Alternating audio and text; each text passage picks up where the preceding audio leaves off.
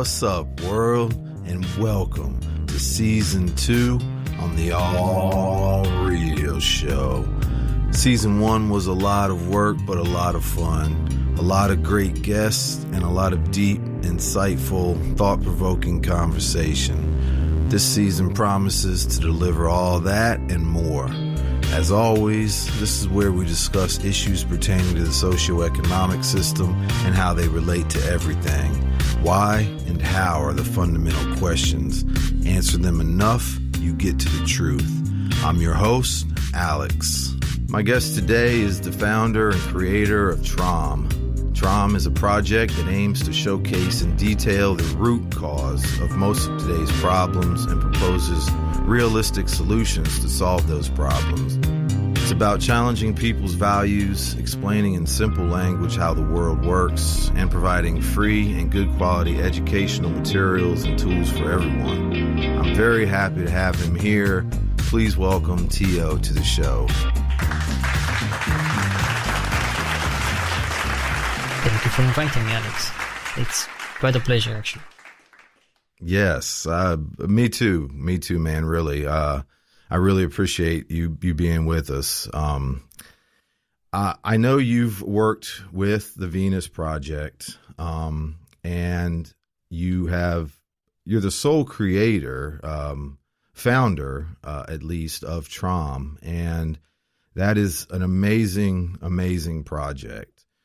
There's so much, of course, time and effort you put into it, making the documentary and creating the articles, but there's so much information and resources and tools. I mean, you have everything from books to videos to podcasts to, it's really amazing. And we are definitely going to get into that in depth, here shortly.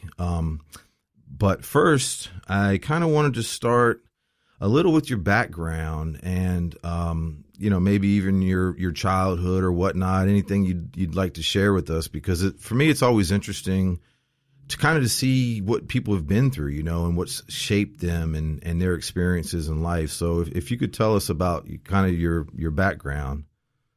Yeah, it's always interesting, to see what makes people what they are now.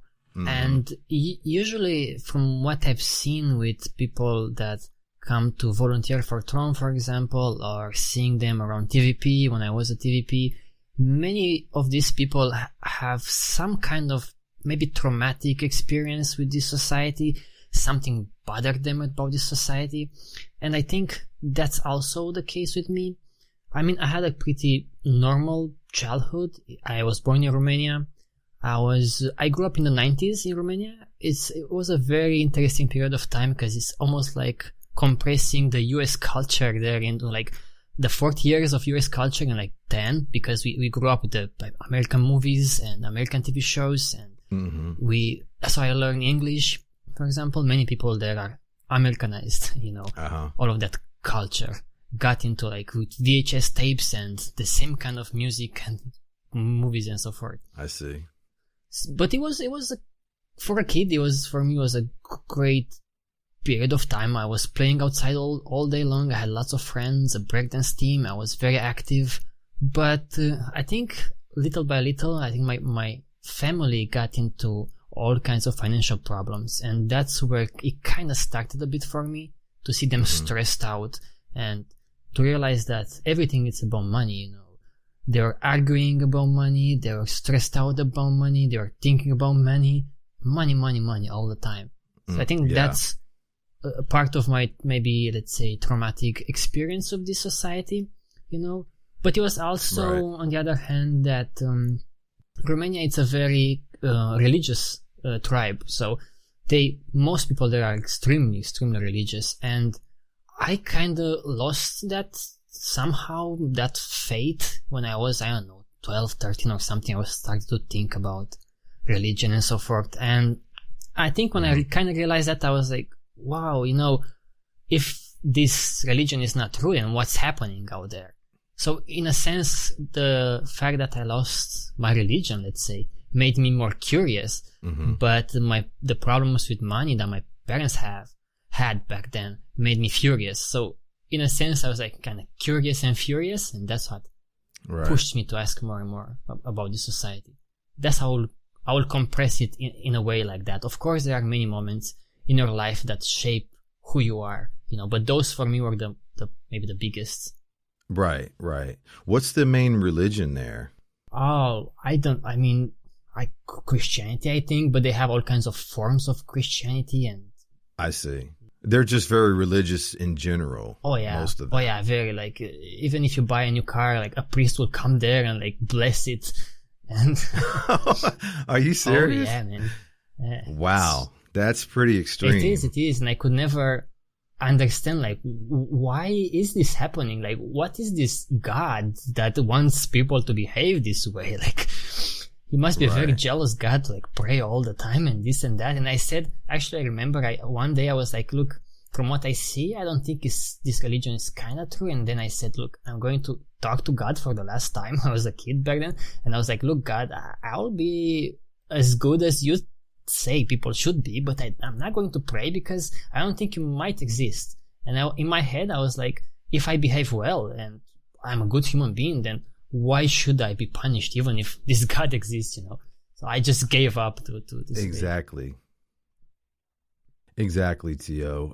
I totally agree with that. That's something I say as well, that the way I feel is that even if there's no God, well, then obviously it doesn't matter, right? But if there is a God of any form, well, if he created us, I mean, this is what most religions say, and he knows you, he knows your thoughts, he knows all this stuff. Well, then if I say from my heart, look, I don't believe in it because I don't have absolutely any proof whatsoever, why would he hate me because of that? Why would he punish me because of that, right? Yeah, religions are quite strange if you think about them, because why, if you get a message, I saw this interesting stand-up comedian. He was saying, look, everybody's arguing about who the messenger is. Muslims say is Allah or Muhammad. Christians say is Jesus. Like, who the fuck gives a shit who the messenger is? Did you get a message? Because that's the most important part. If you get any message from that, it shouldn't be praying and so forth. If there is a message there, just get a message, and be a good human being. And the interesting part is that all of my life, I've been more of a Christian than anyone I know from Romania, because I've never made any profits. I never rarely lied or something like that. I'm just doing volunteer work for the past 15 plus years and so forth. Right. So, I mean, yeah, you're almost more of like a prophet than most people. I mean, yeah, I know that's very ironic to me too, actually, Tio. I think the same thing, that it seems to be the people who a lot of times shout things the loudest are the least practicing what they preach. Mm-hmm. Just another thing with religion that's big to me is anytime anything, whether it's religion, an authority figure, even your parents, anybody, anytime somebody says, don't question anything I tell you, mm-hmm. that should raise a red flag, That never worked with me. Like, the moment you say that to me, I'm like, I'm going to question that, it just doesn't work like that for me. Yeah. Yeah. And it goes against human nature, I mean, we're curious by nature, you see it in children. So it's, it's going against the natural order of things, I think. Yeah. And just providing answers without explanations, or just saying, believe it because I say so, is not going to lead us anywhere anyways, because science has proven that very, very well. You have to ask and you have to change the way that you think. That's how it's going to be if you want to evolve, like a society or whatever, as a human being, as an individual. Yes, exactly.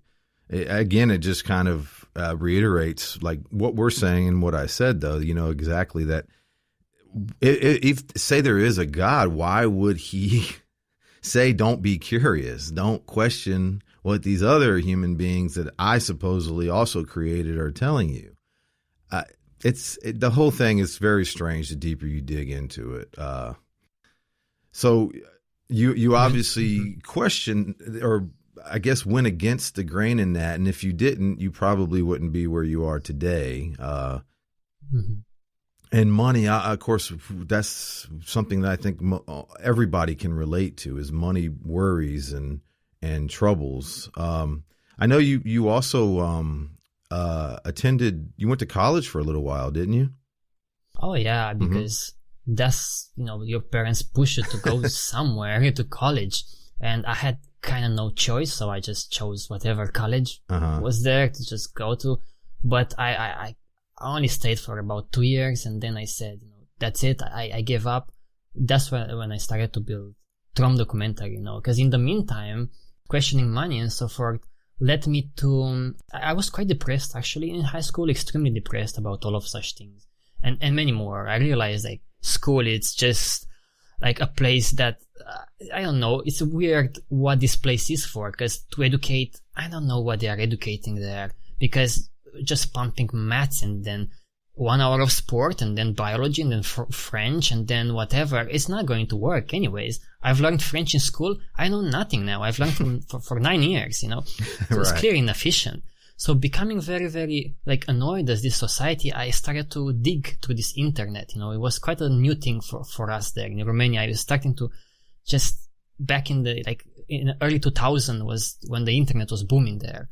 So I came across all kinds of documentaries, and I started to read, and I made a blog in the Romanian language. And I think what kind of clicked with me for a bit was this documentary called Future by Design. It was a documentary about the Venus Project, especially mostly focusing on Jack Fresco. And I was like, oh, look at this dude. This old guy is like explaining things so well, It kind of clicked with me, and I loved that, but I kind of forgot about it for a few years. And then Zeitgeist, I watched Zeitgeist and all kinds of other documentaries. It was hard to filter through like conspiracies and good information back then. Yeah. It's even harder today, of course, but that kind of pushed me to like make a blog and write about such things. And I was writing there like about religion and society and abundance and money, and the more you dig into it, the more it looks not only bizarre, but honestly a bit stupid, this society. A bit like, is this all it is? Like, all it is, that's what people want to do, just make money and acquire stuff? Apparently, it kind of is, Yeah.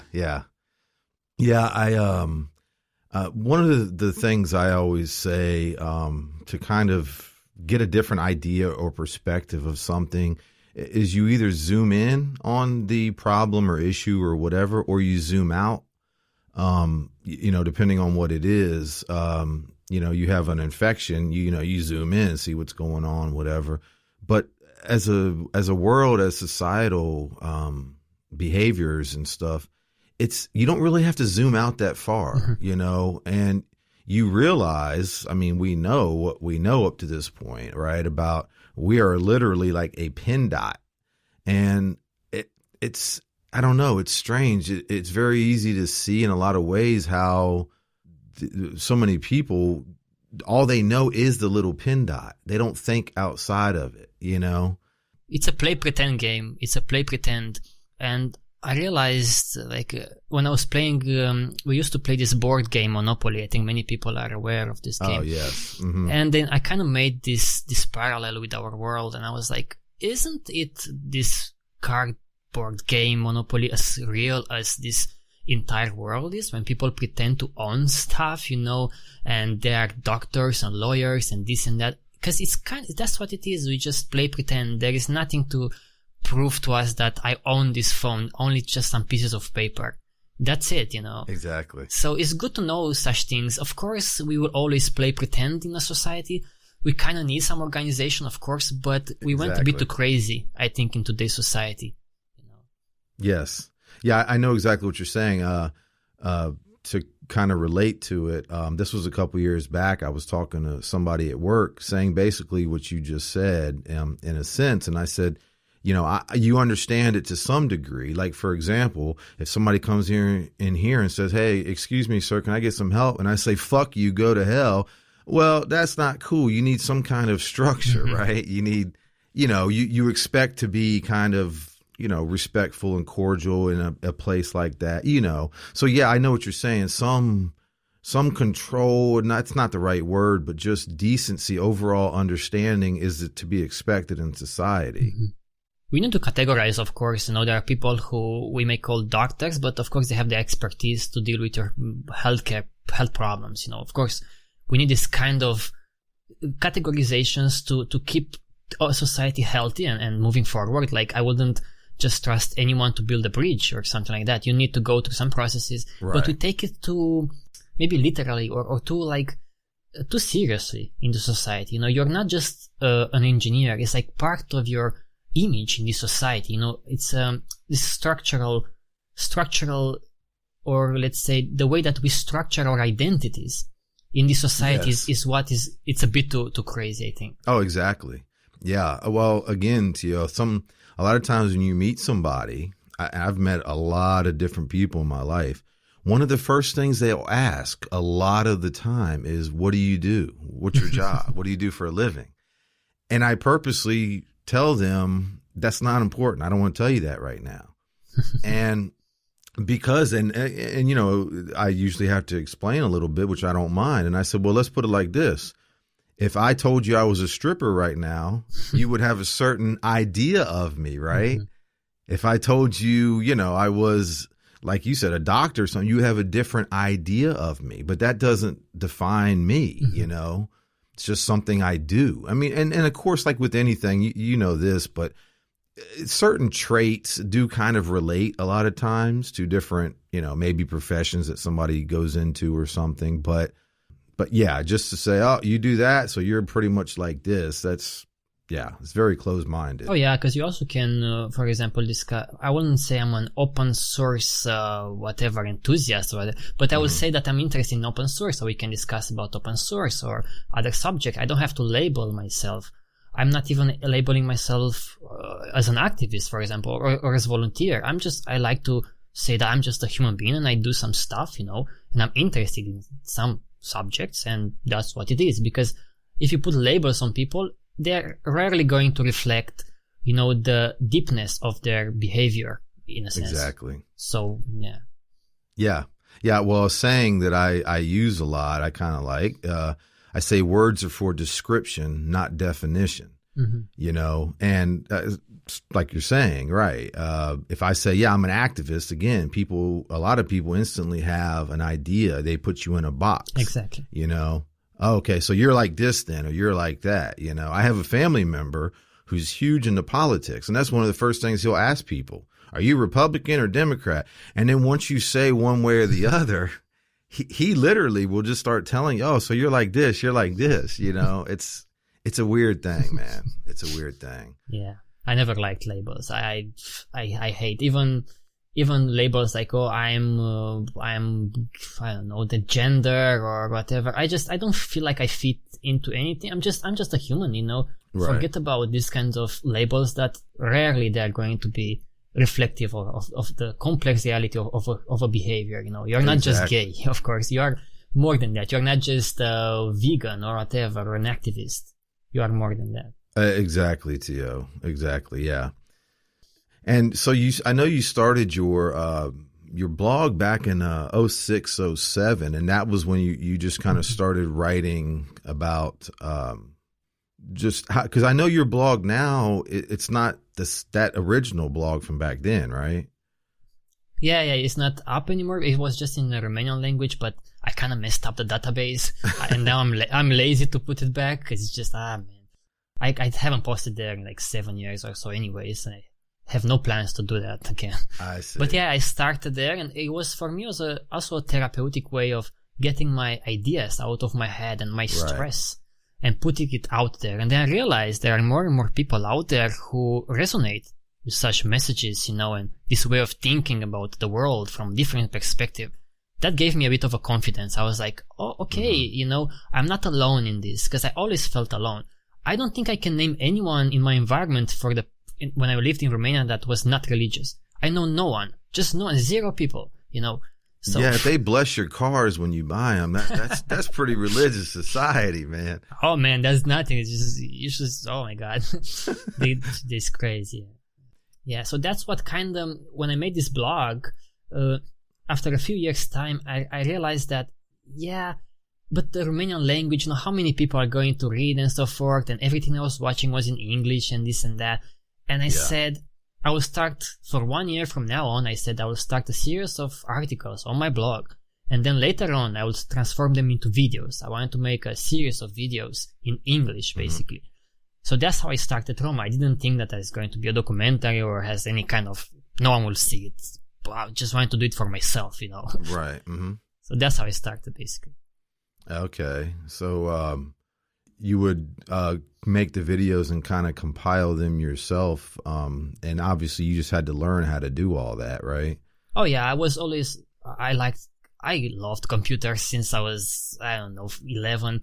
I like to learn everything about computers, how to make websites, how to make videos. So I already knew about such things. So it was easy for me to just go and make videos, for example.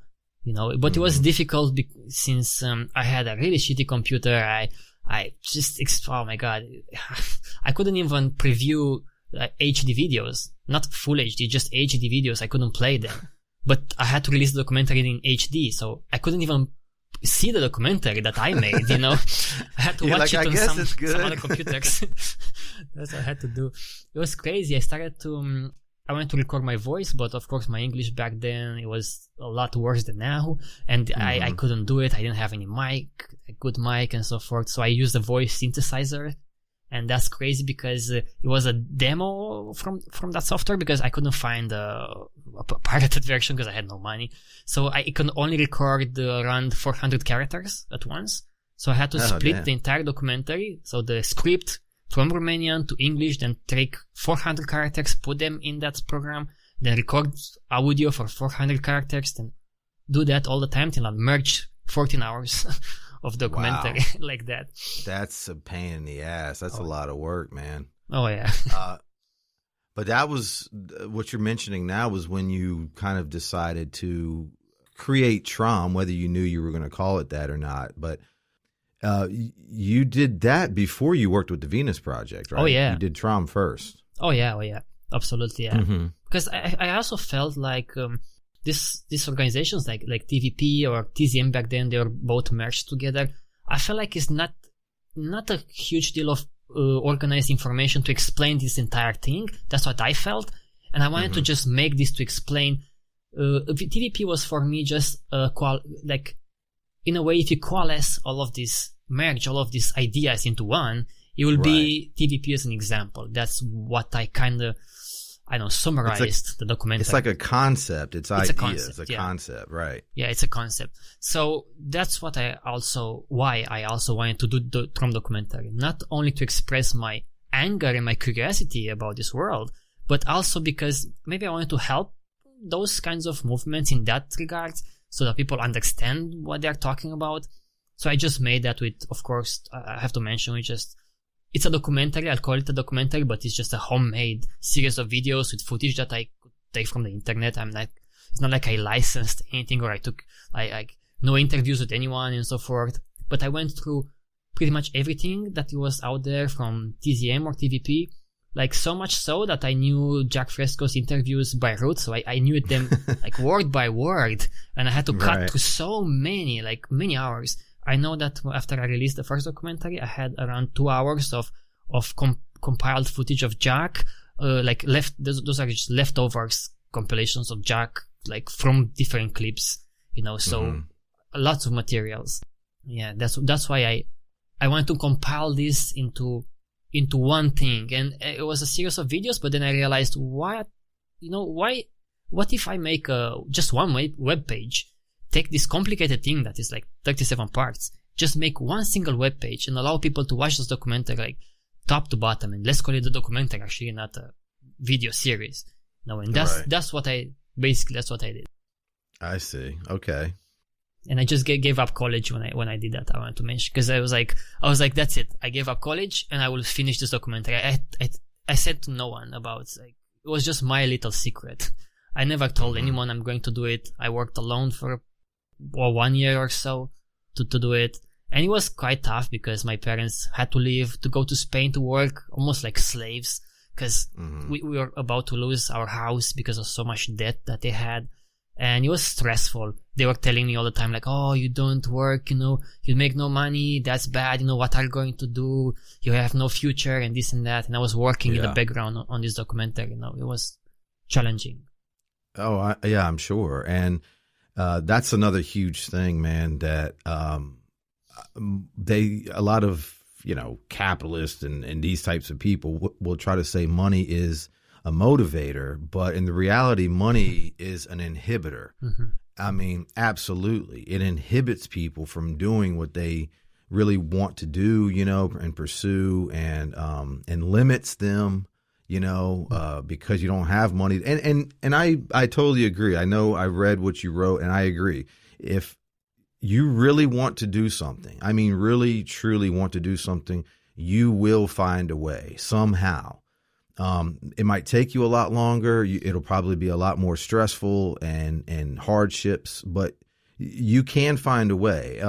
But even with that being said, it makes it very, very difficult, to do that with not money. And that's understandable too, like your parents feeling like that because, it's tough, even if hypothetically somebody understands what we're saying, right? The reality is, well, hell, we still need money and you're not helping here with the money, I totally understand them. Even right, back then I understood them. I was like, of course they are concerned for me because what am I going to do if I do these things if I don't make any money? And even before that, I used to repair computers for my friends. Like they were calling me so many times and I would do that for free. I've never ever asked for any money, not even considering asking for money. I always considered this kind of trade between like, I do this in order for you to give me money or something. I consider that as being the worst thing. Like I feel like a prostitute. I want to help you because I want to help you, Else for me it doesn't make sense. Right. And that's the reality. That's a very deep thing to go into. Which we can, but right now, human behavior and stuff. But I know because I talk to a lot of people, and they really don't see, like, if you could fast forward to a different society, how people would be. Because, but that's the reality is people are like that by nature. They really want to help by nature. They want to do things for their fellow inhabitants out of kindness, but it's obviously because of the system that the entire world lives by. It changes people's behavior. Yeah, you cannot afford to be that good in this society, because that comes at an expense. Right. Like, you won't be able to feed yourself or your family, so it's quite difficult. Yeah, exactly. That's what I mean. It's an inhibitor, you're forced one way or the other to make money somehow, whether you charge people to fix their computer or you go slave for a company or, sell drugs or whatever. You're forced somehow to do it. And that ruins the humanity in humans, I think, because it's just like, you don't just help people, you want something else. That's not humane in my view, at least. No, it's not. And that, I believe, Tio, is where a lot of people get their idea that all people are greedy by nature. By nature, that's the key word. People say that all the time to me, well, yeah, but people are greedy. They wouldn't do that, or they wouldn't be cooperative because they would want more for themselves. People are greedy, but they're not really greedy by nature. And real quick, I actually got on this recently with my best friend, and they said that, because you can look to children a lot of times because they're unblemished, right? I mean, they don't have the influence yet. I mean, the real young children. But she basically said that people are greedy because if you look at the children, they'll be like, give me that, that's mine or whatever. And I said, but even if hypothetically we are at start, they've done experiments like where they've had rats that has the anger gene in them, and they put them in an environment with not enough food. And over time, those rats become more aggressive, and that gene actually grows in the rat. And then when they put those rats with the similar what they call like the anger gene into a different environment with enough food, there's no competition. And so those rats are like, they don't fight each other. And that gene actually decreased in those rats. Mm-hmm. So, I just kind of wanted to throw that out there. There's, that's when you look into a lot of stuff like that, you start to understand more that environment does shape the person. There's no other way around it. Oh yeah. And I'm quite fascinated actually about this topic of human behavior, and I've read a lot and I've watched a lot about it, and I've read a lot about it, and from everything I've read, it's hard to even say that humans are born like this or like that. It's just that they will become right. More greedy if the environment is like that, or less greedy if the environment pushes them to become like that.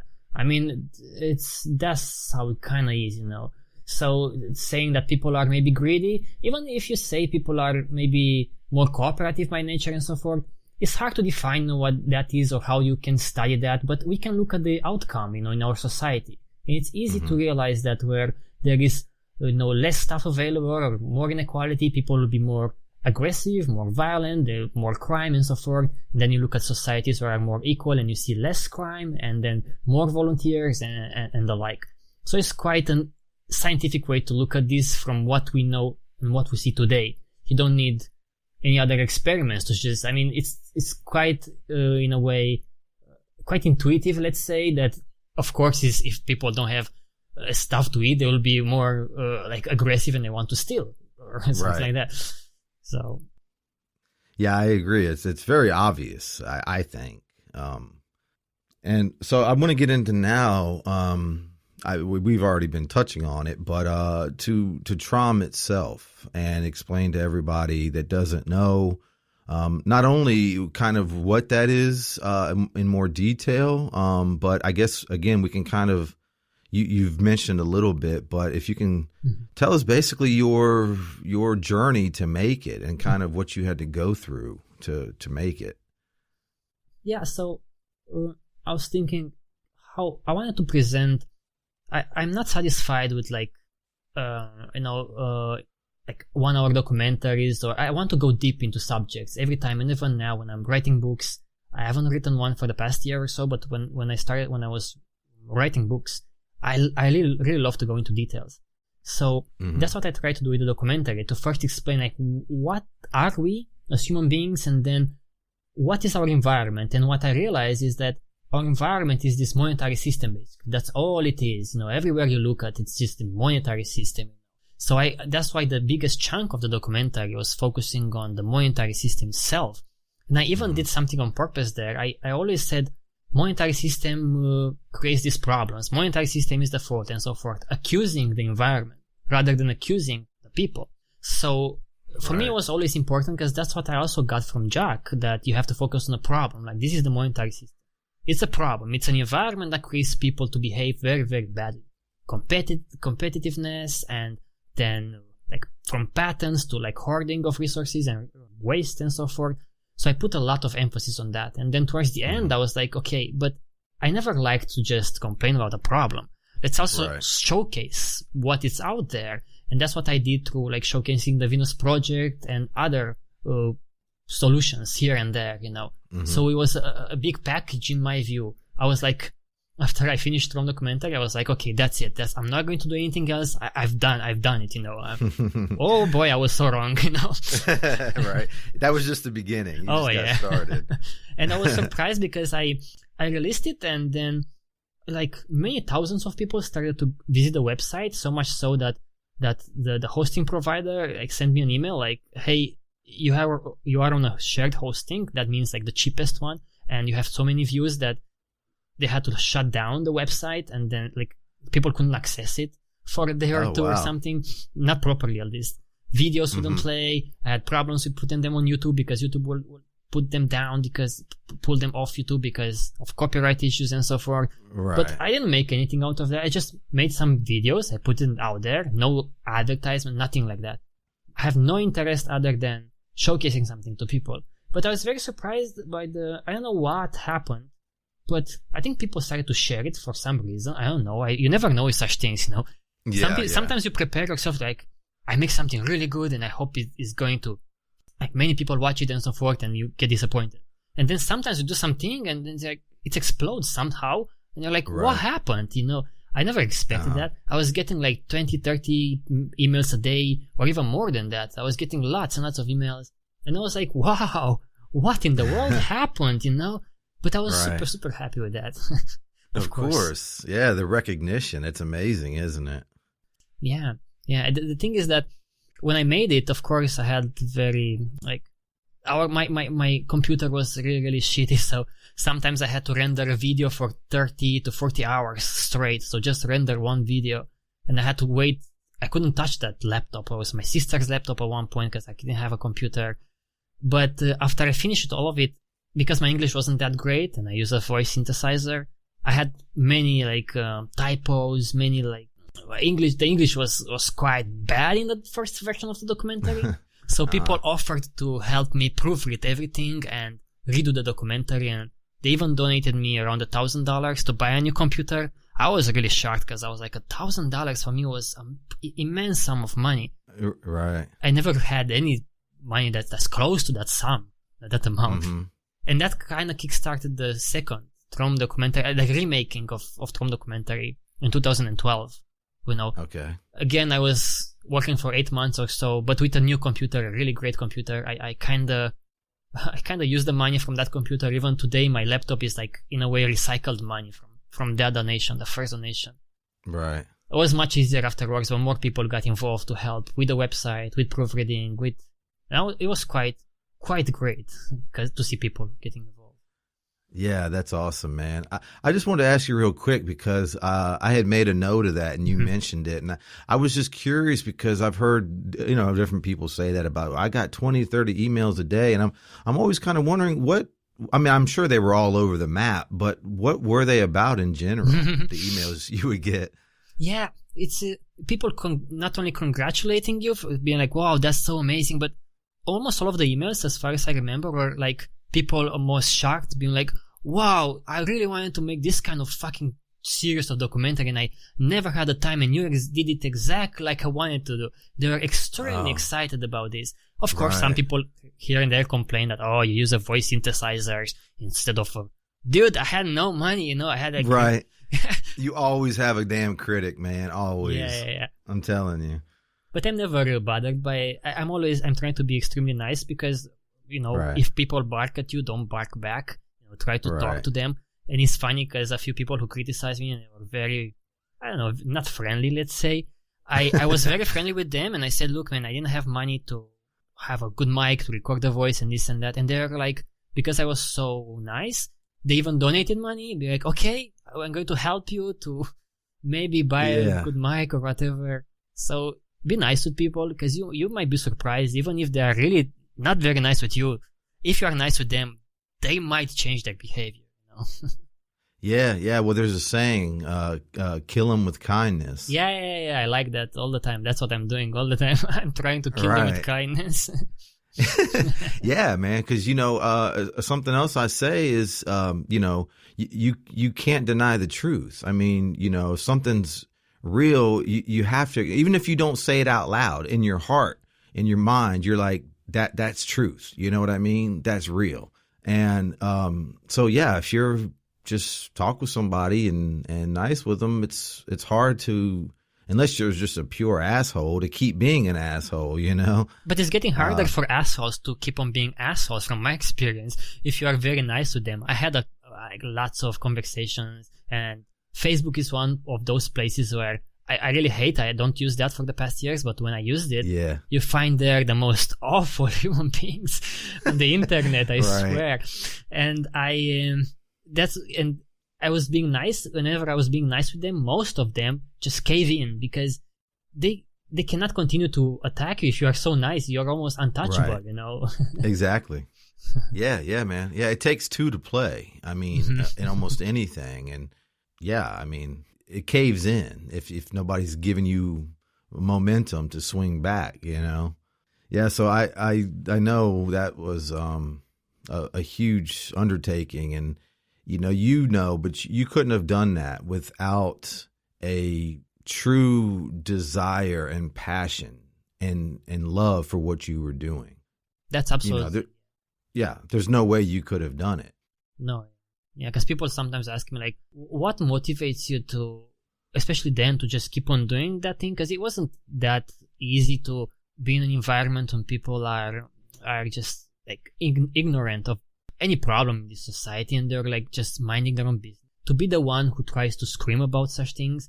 But I don't know, I think I'm very pissed off, and I'm a bit stubborn. I'm like, I cannot accept such things. I want to do something about that.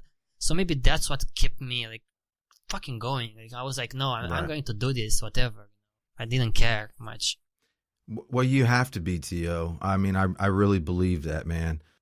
I mean, you know, you have a good heart, which is why you're ultimately trying to be kind to people. But the world is what it is, like it or not. And you don't necessarily have to be an aggressive asshole, but you I don't know, you got to be, I don't know, stand your ground, you know, and it's tough, man. It is, because like you said, you're surrounded by people. And this is something that I deal with. Some of the other people I had on the show actually have expressed very, very similar things to what you just said that I'm saying now, that it's very hard, because when you feel the way, you know, we feel, very passionate and caring and you know, want to understand and question and all those things, and 99% of the people around you aren't like that, it's very hard. It's heavy, right? It feels like a heavy burden. Most people don't give a fuck. Most people just don't give a fuck, and that can also make you a bit demotivated to do anything, right, when you see that. But so I don't know what's the answer here. Like, people, like friends ask me, like, how come that, you know, there were some interesting discussions that we have for the past year or so, and people came here to visit me and this and that, and they're like, well, you talk a lot about negative stuff when we are with you, but how come you don't get fucking depressed about this shit, you know, and just give up? But you're think, like, drugs. Yeah, I'm like, yeah, I'm on drugs. But no, because I'm like, I accept that the world is fucked up. I'm okay. Yeah. I'm like, not okay with that, but I'm like, okay, it is what it is. Yes. I'm just doing my best. I like Jack Fresco's attitude of, like, you know, I'm not going to get annoyed or demotivated, but I'm just doing whatever I can. And if this happens, it happens. If it doesn't, it doesn't, you know. So I have this attitude. I don't know how you get this attitude, but it's good to have it. That's what I know.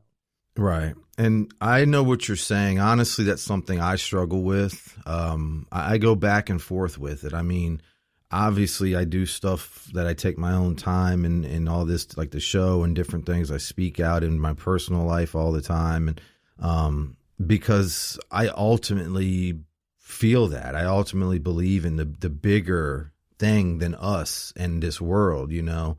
But it's hard, man. I mean, I struggle with it all the time. And I think, you know, maybe these fucking elites have it right. Maybe everybody's just a stupid sheep that, you know, should be used and controlled and herded. And because and I don't want to be like that, you know. It's tough though. You have to find a comfortable, that's what I'm saying to myself all the time. Find a comfortable place in this fucked up society and then try to change it from there. Else it's not going to, from my experience, not going to last for a while, because you have a life to live, you know. So exactly. You need to also live. This society is a crappy society. But if you don't try to make your life okay in this crappy society, then you'll have a hell of a ride, you know. So right. Try not to do that as much as possible. Make your life as okay as possible in this shithole of a society, you know, and then try to change it from there. That's what I'm trying to do. So you're saying just be the best turd you can be in the toilet bowl and rise above the other turds. Kinda. Yeah. No, it's you know, I've seen people say that, you know, it's the art of not giving a fuck, basically, you know, and like you're saying, man, you have to some degree, because otherwise it would just eat you alive, literally, you know. Oh yeah, and I've seen people who want to help with TROM and friends of mine who like crying because they were like overwhelmed. They were like, oh my God, nothing changes. Is like, what am I doing here? What am I going to do? Because nothing changes. Like, why am I putting effort into this? Even Right. saying that maybe TROM is even whatever we do is pointless in the end because nothing will happen. But, then what should I do? If some people sometimes ask me, like, if you think that maybe you don't have a big impact in this world, why do you do it? And my answer is like, what can I do then? Just what should I do? Because I don't know what to do. Right.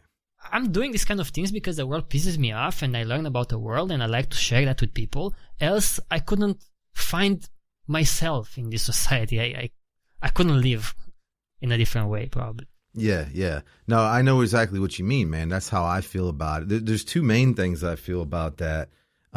Is what you said. Like, what else are you going to do then? Right. I mean, we're here, we're alive, we're given this opportunity. So you might do things you don't like or work or this or that, but what are you going to actually do with it? And that's how I feel. I've always felt that way, that, yeah, okay, well, maybe it's not going to change anything, but what the fuck? I'm not just going to sit here and shut up and say, oh, well, I'll just play along then. Exactly, yeah. And another thing I think really, man, that I very much believe, and this is one of the things that I kind of tell myself to keep me going with it, is I really believe that every piece plays a part. Everybody plays a role. I mean, for example, one of the last guys I had on, Steve Saylor, he was saying that, that basically it's not, for example, Jacques Fresco. I mean, he's not what changed you. What changed you was everything leading up to that, and how you are. And then that was just maybe the thing that pushed the button or whatever, but that's how things are, man. Everything is a process, and everything is parts of stuff. You have to believe that we're basically doing it for the greater good, so to speak, that, yeah, we may not see this change that we're advocating for in our lifetime, but I really believe that everybody, like I said, plays a role, for better or worse, for good or bad, whatever. And we're on the good side. And if good prevails, down the road, I believe we played a part in that. Yeah, no, exactly. And it's, I think people are too used to this kind of Facebook-like measuring of impact. Like, hey, how many people liked it? How many people? Numbers. No, what's the reach?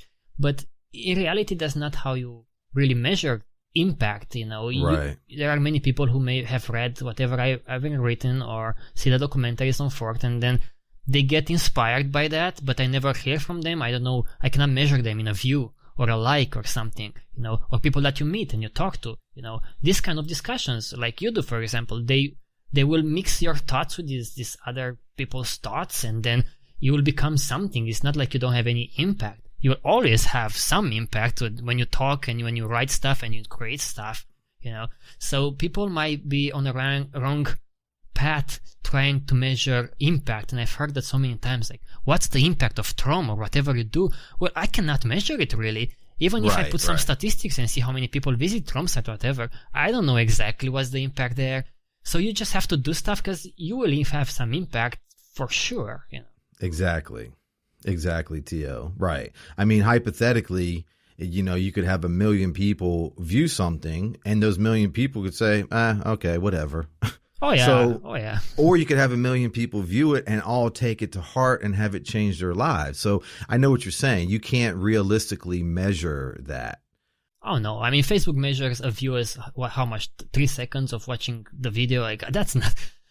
It's almost like, I was joking with friends here, it's almost like we are watching a documentary and someone comes into the room for 3 seconds, say hi, and then gets out, and we then count that guy as watching the documentary. No, that's not how it works, Right. Yeah, and speaking of the documentary, or documentaries in general, the TROM site, which it's tromsite.com, and that, we'll go over that again at the end. And of course, all the links will be in the description. But it is tromsite.com. It's TROM's home, basically, with a ridiculous amount of resources, books, like I said at the beginning, books, videos, podcasts, resources, and the documentary itself. And you can watch it in parts. You've already broke it into parts. You can download it, and watch it whenever. And I love it, man. I love the way you laid it out. You did an amazing job on it. I mean, I just do audio, and I know how long it took me to learn this shit and how much time it takes to edit and whatnot. And I can only imagine with everything you went through, combed through, like you were saying, with Jock's lectures and whatnot, and compiled and edited. And I know from your blog, it took you a couple years to do it. Oh yeah, because even like take Jock's lectures or audio from recordings, like interviews and so forth, some were so messed up that you could barely understand it. Even some people watch the documentary and some parts they're like, oh, okay, the audio is so crap. Well, you should have seen the original audio, That was really shitty. It was difficult. Yeah, exactly. Right. You don't just, search one thing. There it is. Great. Okay. Yeah, no, that's what I mean, man. There's a lot behind the scenes on this kind of stuff that unless you have really created something of that magnitude like you did, or anything close to that, unless somebody has done that, they really, truly don't understand, I don't think, what it entails, what kind of level of commitment it entails. Yeah, of course. If you make a project that lasts for, let's say, a year or two, and you plan ahead to make this project, whatever it is, a video or a book, you really have to be kind of organized and not easily distracted by all kinds of distractions. So it's a tough challenge from many perspectives. Exactly, Tio. Right. Yeah, it's not just the drive and determination. It's the other skills, and it's kind of something I say too a lot of times. I relate it to somebody becoming what's known as a star, which of course we know that's a bunch of shit, but basically there has to be multiple elements that line up. You might need talent, you may not. You need some connections, you need this, you know what I mean? You're not going to do it without basically all or most of those elements. And that's how I feel with any substantial undertaking that is accomplished, like you did with TROM. Like you're saying, it takes more than just one or two or three things. Oh, yeah. So like we were saying, there's a big... what is it? 12-hour total documentary? Is that what it is? 14. 14 around, yeah. Yeah, about 14. But it's really great, man. It's like I said, the way you did it. Thank you. Yeah, it really is, and I highly encourage. People to go to TROM site. Oh, and as a bit of a thing here is just I will make a second part. This year I will start to make another TROM documentary, but I'm yet to announce that. But it's 10 years later, so I want to see what has changed. Not that I care much about this 10 years later, but it just happened this year I was okay, I want to put everything on hold, kind of, and start again to make another huge documentary. But I didn't want to say much because I kind of hate to, say I'm going to do stuff, and I want to do stuff. I like to do stuff. Yes. But this one is already on the pipeline, so I'm preparing for it. It'll be another long journey. That's awesome, Tio. Well, man, thanks for letting us know that. That's really great news. Yeah, I cannot wait to start working on it. Yeah. So what's your, and again, I know what you're saying, believe me, the ideas change and mold and shape differently as you create stuff. But what's your initial idea is to do just essentially the same video kind of compilation, I guess? Well, that's the thing. I don't know exactly. I could also make it more starting with my story a bit to showcase what made me do TROM documentary in the first place, and how I understand the world basically right now with whatever I know. Because I wrote several books so far, and I gathered a lot of information, so I would love to take all of this and compress it into a big documentary. I loved Cosmos, for example. For me, that was, and I didn't see Cosmos before making TROM documentary, but I loved that kind of long documentary of explaining things in such a nice and calm way. I love that Carl Right. Sagan is for me like one of the most inspirational science educators out there. I love what they did with the original Cosmos, you know. So I would like Yes. this kind of Cosmos-like, but about the society in a way. See. Right.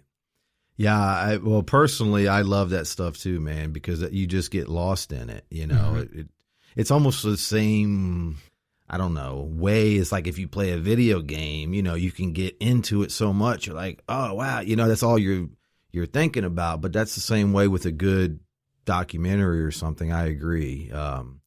It just really shifts your mind for a while, you know.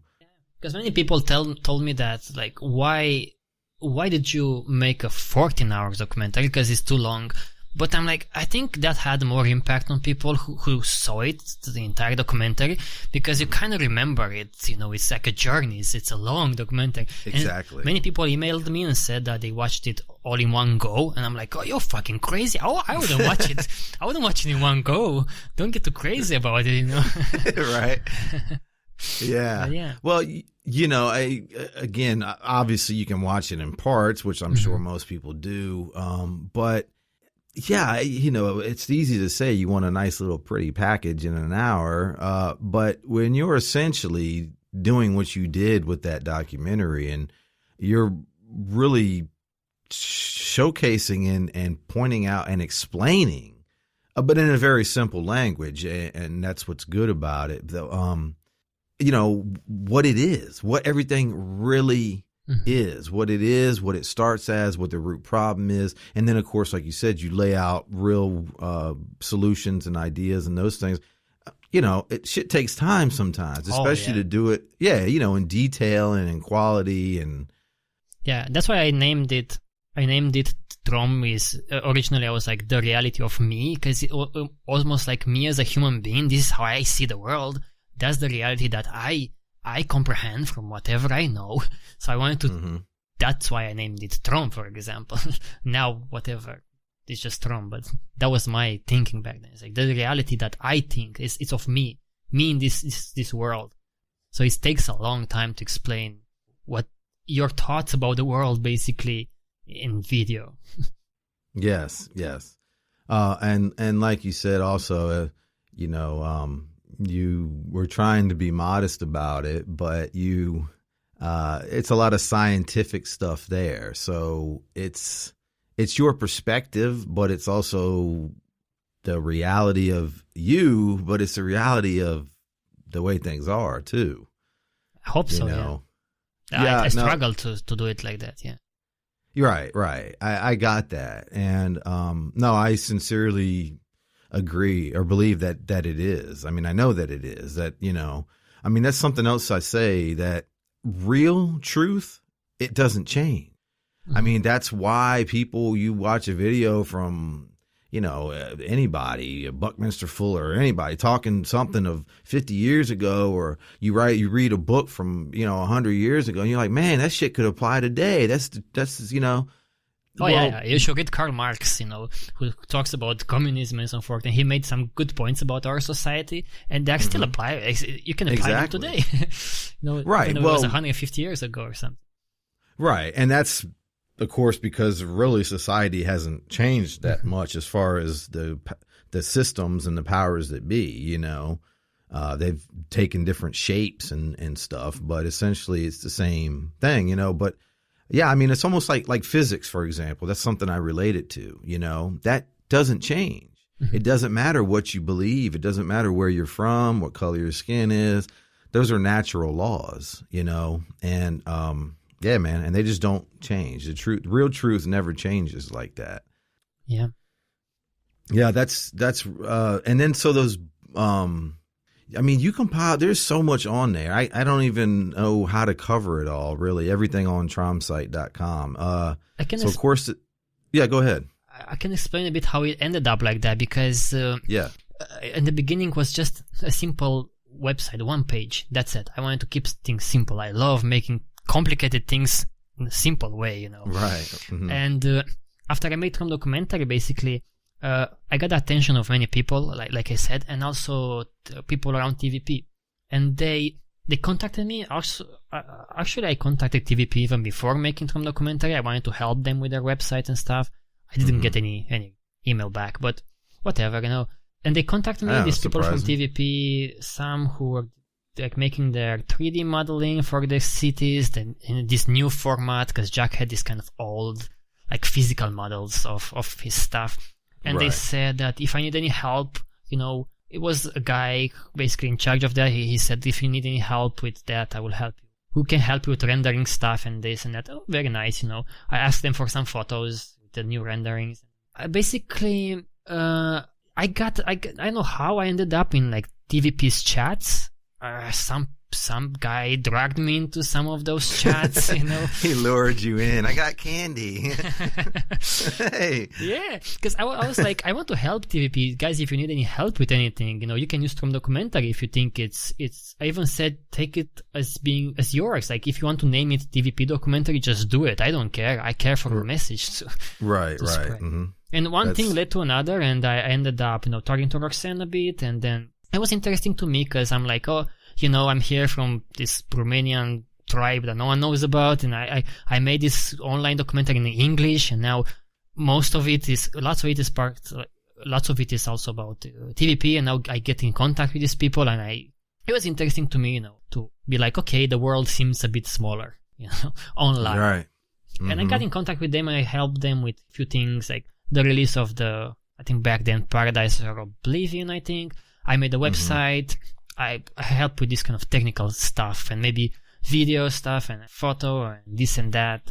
Yeah, and at one point I ended up like making a magazine for them, TVP magazine. I said to Roxanne, they had a website, tvpmagazine.com back then. It was just a blog with copied articles from all kinds of places. And I said, look, Roxanne, I really love writing about stuff, and I want to take this project because no one was doing anything. And Roxanne said, okay, take it, and I love to just do stuff and show to people rather than just explain what I'm going to do.